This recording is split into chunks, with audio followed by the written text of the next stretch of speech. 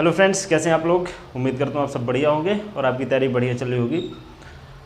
देखिए, MP police के physical finally complete हो चुके हैं। बहुत समय लगा रिजल्ट आने में, रिजल्ट के बाद फिजिकल होने में, और फिजिकल की ड्यूरेशन भी इतनी लंबी थी कि अब कह सकते हैं कि अब हम सारे पड़ावों को पार कर चुके हैं और अब फिजिकल के बाद फाइनल मेरिट का इंतज़ार कर रहे हैं। ठीक है, तो जैसा कि आपने अभी खबर भी पढ़ी होगी कि आपकी अगले महीने यानी दिसंबर को फाइनल मेरिट आ जाएगी और जनवरी के बाद ज्वाइनिंग और फिर ट्रेनिंग वगैरह की प्रोसेस आपकी स्टार्ट हो जाएगी, है ना।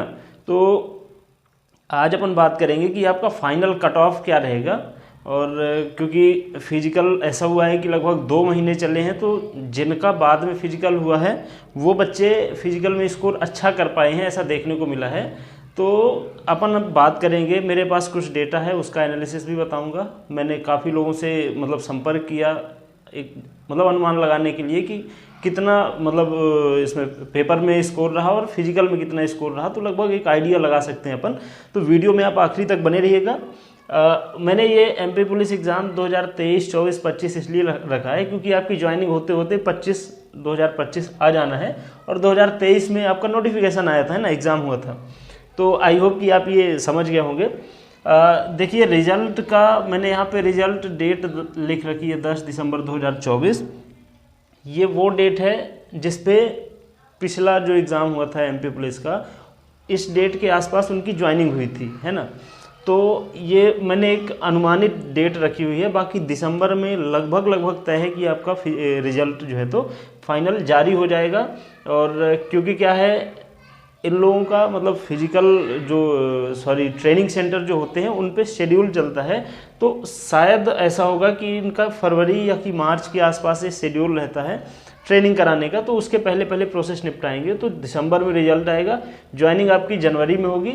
मैं इसके बाद जो अगला वीडियो बनाऊंगा उस पर बताऊंगा कि आपका मेडिकल कैसे होगा और मेडिकल में क्या क्या प्रोसेस होती है। बहुत सारे बच्चे हैं जो खासकर चश्मे को लेके उनको दिक्कत रहती है कि हमें चश्मा लग रहा है तो इससे क्या नुकसान हो सकता है, मेडिकल में बाहर हो जाएंगे कैसा क्या, तो उस पर हम अगले वीडियो में बात करेंगे। आपको टोटल पोस्ट की जानकारी है ही कि 7,090 टोटल पोस्ट है, 87% पे फाइनल रिजल्ट जारी होगा। ये पोस्ट जो है तो होल्ड रखी जाएगी। ये मेरे दोस्तों के मैंने मार्क्स लिख रखे हैं, ठीक है। तो ये ऐसे हैं कि जिनके मैं डायरेक्ट संपर्क में हूँ, जिनसे मुझे पता चला है कि इनके इतने नंबर हैं। आप देख सकते हैं यूआर में ये जो 131 है, ये खैर ये तो रेडियो वाला है। ये 157, 158 ये तो यूआर के हैं, ठीक है। ईडब्ल्यूएस में आप देख सकते हैं 163, 157, 157, 152, 144, 149, फिर 157, 149, 147, ये नंबर है ईडब्ल्यूएस के। तो आप ये समझिएगा जैसे ये नंबर हो गया, ये हो गया, ये हो गया, ये वाले, ये सब जाएंगे किसमें, यूआर में जंप करेंगे, है ना। ये आपको जानकारी होगी कि ये अनरिजर्व होती है, ओपन सीट होती हैं, तो जिनके नंबर ज़्यादा रहेंगे वो यूआर में मूव कर जाते हैं। तो ईडब्ल्यूएस के कट ऑफ में बहुत ज़्यादा अंतर नहीं आएगा, अंतर आएगा यूआर के कट ऑफ में। और इसके अलावा ओबीसी के मैंने 3 कैंडिडेट थे, 155, 149 और 151। यानी मैं आपको एक ट्रेंड बताना चाह रहा हूँ। देखिए, SC ST में क्या है, कंपटीशन थोड़ा कम रहता है क्योंकि है ना, आंकड़ों के अनुसार थोड़ा सा एजुकेशन का लेवल थोड़ा सा कम रहता है, इसलिए कट ऑफ भी कम जाता है, बच्चे भी कम लिखते हैं। और मेरे संपर्क में कोई था भी नहीं। ये 3 आप देख सकते हैं, कोई भी एवरेज अगर इनका निकालेंगे तो अपन 150 प्लस ही निकालेंगे, आएगा 150 प्लस। इन तीनों कैटेगरी का अगर एवरेज अपन निकालेंगे, यानी कि फिजिकल और एग्ज़ाम दोनों में इस बंदे ने 75% का एक एवरेज स्कोर किया होगा, ठीक है। तो खैर इस पे बात करेंगे अपन। देखो, ये मैंने लिख रखा है यहाँ पे कट ऑफ के लिए। मैंने एवरेज स्कोर रखा है एग्ज़ाम का और फिजिकल का। तो फिजिकल का मैंने आपको एवरेज स्कोर बताया कि अगर हर बच्चे का देखेंगे तो एक जो सम निकलेगा, उसका एवरेज निकलेगा, वो लगभग आएगा 70।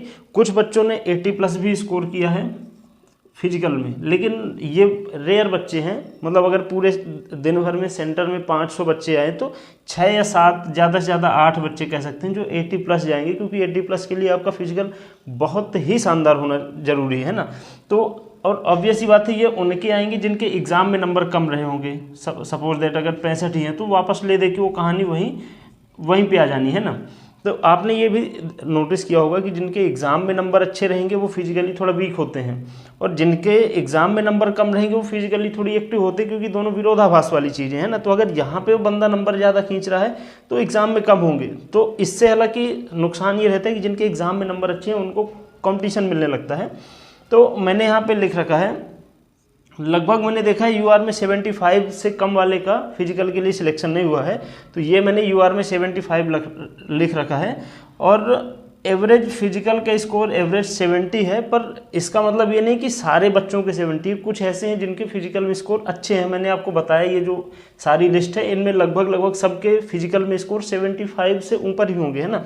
तो उस हिसाब से मैंने कट ऑफ जो बताया कि जिसके अब नंबर 150 से 152 हो रहे हैं यूआर में, वो अगर नॉर्मलाइजेशन में इसके नंबर गिरे नहीं, है ना, मतलब मेरे कहने का अगर 150 किसी बंदे के हो रहे हैं, थोड़ा सा मुझे 1 मिनट का समय दीजिएगा, मैं आपको समझाता हूँ। अगर किसी बंदे के 150 हो रहे हैं, ठीक है, उसको ऐसा लग रहा है कि उसके शिफ्ट में एग्ज़ाम में, मतलब उसके शिफ्ट में जो पेपर आया था वो इजी था, और उसके समझ लो कि 80 मार्क्स थे किसमें, रिटर्न में, और 70 मार्क्स है फिजिकल में, ठीक है। तो इसमें तो नॉर्मलाइजेशन का कोई चांस नहीं है, फिजिकल में जो हो गया सो हो गया, है ना। इस पे अगर मान लो उसके घट के 76 रह गए, अब ये प्लस 70 ये हो गया 146, तो ये रेस से बाहर हो जाएगा। अब इस भाई ने सोच के रखा था कि मेरे तो 150 है, मैं तो रेस में चलना हूँ, पर नंबर एक्चुअल में उसके 146 हैं। कोई बंदा ऐसा होगा जिसके 78 होंगे और यहाँ उसने 70 किया, है ना, अब उसके बढ़ के मान लो 82 हो गए, तो वो कितने में पहुंच गया, 152, ये सिलेक्ट हो जाएगा, जो कि अपने आप को क्या सोच रहा था, बाहर सोच रहा था, ये रॉ स्कोर के हिसाब से। तो आपको ये समझना पड़ेगा कि ये जो कट ऑफ मैं या कि कोई भी एनीबडी जो भी आपको कट ऑफ बता रहा है, आप समझ लीजिए कि अगर उसने 150 बताया है, ठीक है, तो उसने एक एवरेज बताया हुआ है, और जो कि एकदम एक्यूरेट नहीं है। अगर मैं 150 बता रहा हूँ तो यहाँ पे 146 से लेके 154 तक वाले बच्चे इस चीज़ को गौर से लें, ठीक है। ये सिलेक्ट भी हो सकता है, ये बाहर भी हो सकता है, इसलिए इन दोनों का एवरेज 150 बताया गया है ना। तो ये चीज़ आपको ध्यान में रखनी पड़ेगी। जैसे मैंने अगर 152 बताया है, तो आप यहाँ से 146 वाले बच्चे अपने कान खड़े कर लें, और 156 वाले बच्चे भी ध्यान रखेंगे कि वो रेस में बाहर भी हो सकते हैं, क्योंकि नॉर्मलाइजेशन में नंबर आपके घट भी सकते हैं, ठीक है। तो आई होप कि अब आपको कट ऑफ का जो है ना तरीका है वो समझ में आया होगा कि मैंने अगर 150 बताए हैं तो उससे 4 नंबर कम वाले ये उम्मीद लगा सकते हैं कि मेरा नॉर्मलाइजेशन में अगर नंबर बढ़े तो सिलेक्ट हो जाऊंगा, और इससे 4 नंबर ज़्यादा वाले थोड़ा सा सोच में रहेंगे कि भाई नॉर्मलाइजेशन में अगर नंबर कम हुए तो हम बाहर भी हो सकते हैं। तो अगर यूआर का कोई बंदा 150 152 इस रेंज में है, ठीक है, तो वो सिलेक्शन के काफ़ी नज़दीक है। ईडब्ल्यूएस वाला 148 से 150 अब आप देख सकते हैं।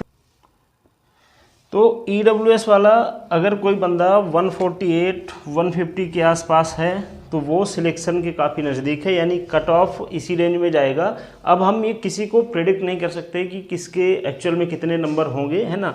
ये फाइनल नॉर्मलाइज्ड मार्क्स और जो फिजिकल का स्कोर है ये दोनों मिला के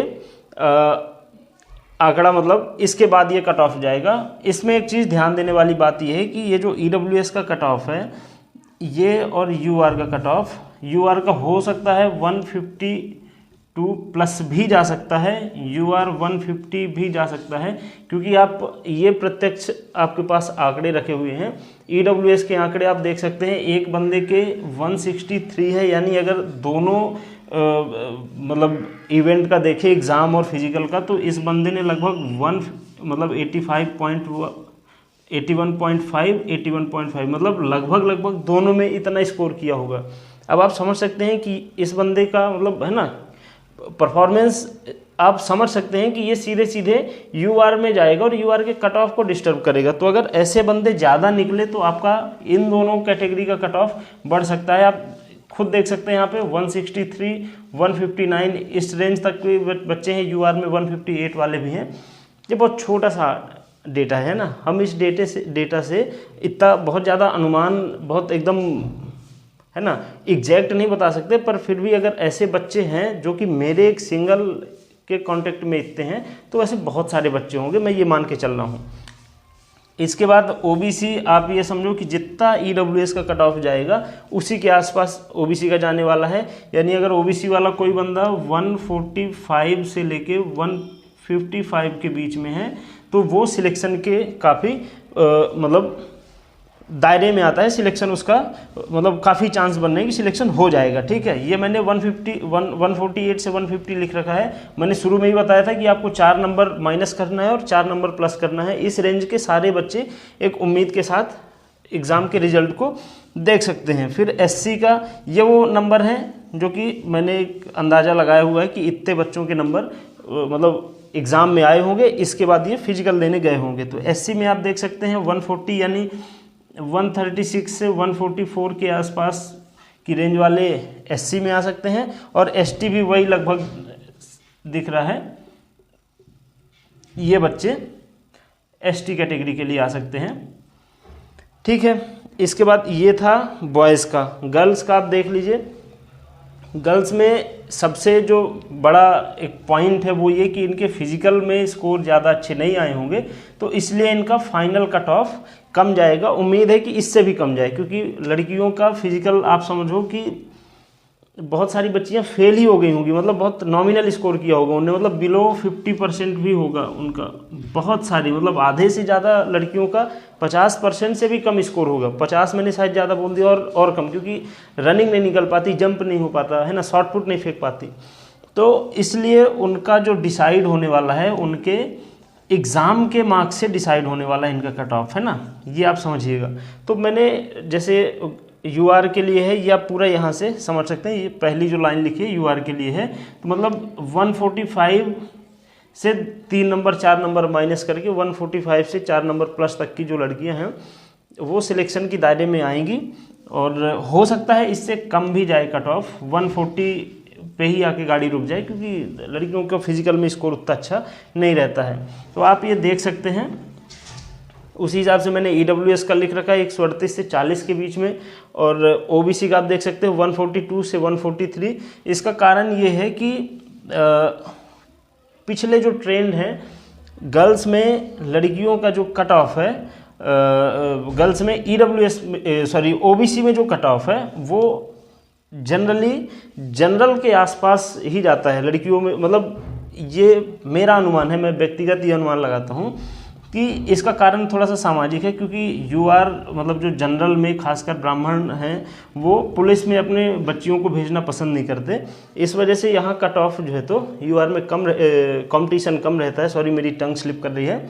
यूआर में जो कंपटीशन है वो थोड़ा कम रहता है, लेकिन ओबीसी में रहता है, क्योंकि ओबीसी में सामान्यतः जो जेंडर इक्वलिटी, मतलब अब एक कंसेप्ट चलता है कि जैसे जैसे अपन समाज में कास्ट वाइज अपन नीचे जाते हैं, है ना, वैसे वैसे जेंडर इक्वलिटी बढ़ती जाती है। तो ओबीसी में जेंडर इक्वलिटी ज़्यादा है, इस वजह से लड़कियां पुलिस में, मतलब घर वाले उनको अलाउ करते हैं पुलिस में जाना, इस वजह से कंपटीशन बढ़ता है, और कंपटीशन बढ़ता है तो कट ऑफ भी बढ़ता है।